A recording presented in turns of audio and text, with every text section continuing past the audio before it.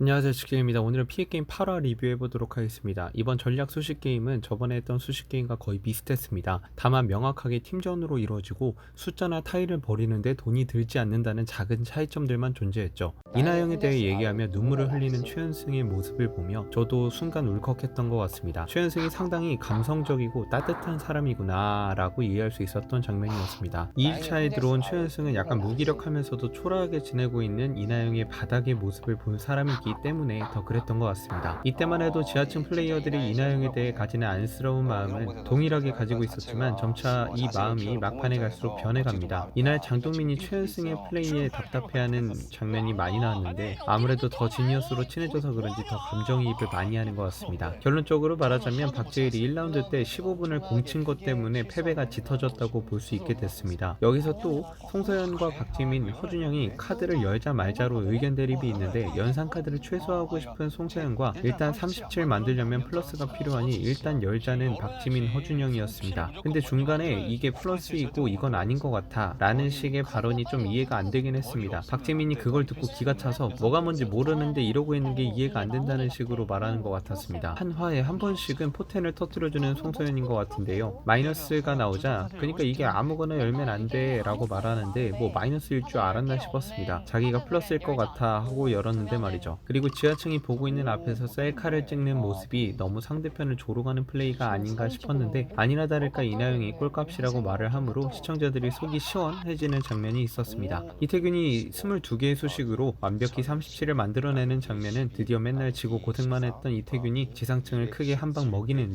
명장면이었습니다. 수식을 눈으로 봐도 사실 이걸로 한 장의 카드를 안 버리고 37을 만들어내는 사람은 몇 없겠다라는 생각이 들었습니다. 지상층의 투표가 시작됐는데 결국에는 와사비를 처단함으로 뭔가 자신들은 복수할 것은 다 했다 느낌으로 접어드는 분위기고 박지민을 끌어안는 선택을 덱스와 박재일이 하는 바람에 보는 맛이 좀 식긴 했습니다. 아무래도 전날 박지민이 덱스와 박재일을 잘 포섭했기 때문에 그랬던 것 같고 다시 한번 박지민의 처세술에 놀랐던 결과였습니다. 이전 것들을 다 리셋하고 그날 게임의 성과에 따라 게임의 룰에 맞게 탈락자를 생각하게 되는 상황이 되었습니다. 근데 덱스가 말하는 방심하면 진다에 허준영이 과연 해당이 될까요? 저는 허준영이 나이스한 플레이를 나름대로 했다고 생각합니다. 수식이 필요 없는 마이너스 2장만 빼고 원래 최상의 전략이었던 0을 통해 만들 수 있는 최선의 수식을 만들었습니다. 중간에 다소 과격한 승리 확신을 하는 장면은 사실 완전 이겼다라기보다는 수식을 만들었다는 쾌감에 자신도 모르게 나온 몸짓이지 않았나 싶은데요. 패배에 직접적으로 영향을 끼친 것은 박재일이라고 생각합니다. 그렇게 승리의 액션을 취하고 난 이후에 수식을 대충 찾은 것도 아니고 말이죠. 박지민은 덱스가 허준영을 생각하고 있다고 하니 자신은 둘 중에 고민하고 있다고 말합니다. 사실 이 장면은 3자 입장에서 보기엔 뻔하죠. 나는 고민 중인데 네가 확신을 하니 너의 선택에 따르겠다. 근데 이건 정확히 말하면 나만 아니면 돼 입니다. 근데 또 이렇게 흘러가면 당연히 허준영이 떨어지겠죠. 피해게임은 항상 편집을 통해 반전의 결과를 도출하는 편집 버릇이 있습니다. 그래서 뭔가 반전이 있겠다 생각했었죠. 지하층은 지상층을 위해 물건을 남기느냐 안 남기느냐로 논쟁이 붙었고 감정 싸움까지 일이 커지게 되었습니다. 이나영은 도끼를 품고 피해 복수를 하게 되는데요. 자신을 이유 없이 보냈었던 그때의 기억, 폐허였던 지하층을 홀로 내려와 버텼던 그날의 기억을 터뜨려 짐을 모조리 치워버리게 됩니다. 중요한 포인트는 정근우가 이나영을 보고 쟤 안되겠다 라며 이태균과 함께 이나영 최은승,